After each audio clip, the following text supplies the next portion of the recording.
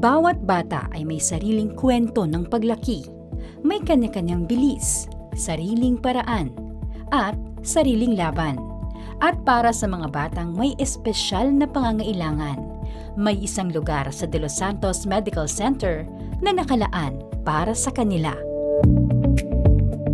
Ito ang Center for Pediatric Development and Rehabilitation na binuksan sa layuning umalalay sa mga batang may developmental, learning, at behavioral needs. The center po, we cater for all children and adolescents with developmental, behavioral, and learning problems. So, examples of this are speech and language delays, motor delays, and conditions like autism, ADHD, intellectual disability, cerebral palsy, even learning disorders, and sensory impairments as well as cerebral palsy and global developmental delay. These are just among the lot of developmental disabilities that we cater to. Sa De Los Santos Medical Center CPDR, lahat ay maingat na pinaplano ayon sa natatanging pangangailangan ng bata. Dahil dito, hindi lang bata ang ginagabayan, kundi pati ang kanilang pamilya.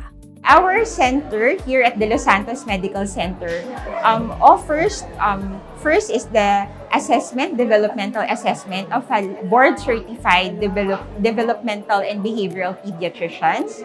And then we also have licensed occupational therapists, physical therapists, and speech and language pathologists. So hopefully later on we'll expand more to a more multidisciplinary approach.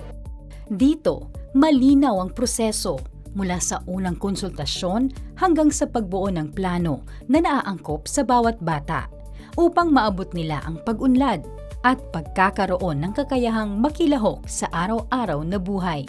Assessments are usually done by certified developmental pediatrician, and we use a thorough history, physical examination, behavioral observations, and of course standardized tools so that we can accurately assess and diagnose children with special needs. And then after that, the assessment, we will conduct counseling for the parents so that we can empower these families along the way through the course of their intervention.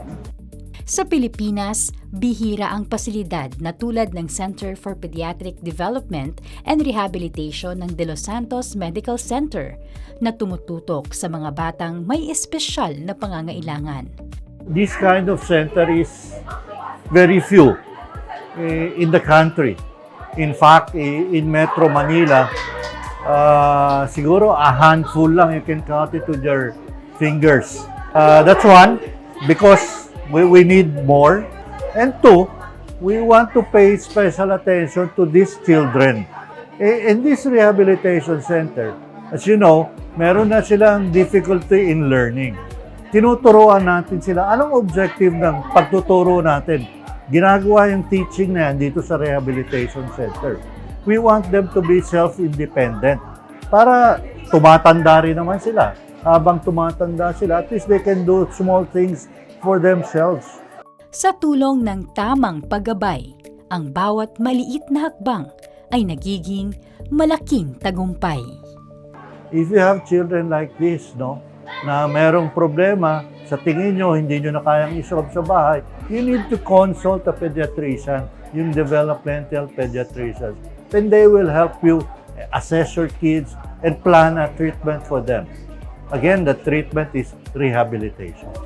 So, we are open, and you can always come here and consult our doctors.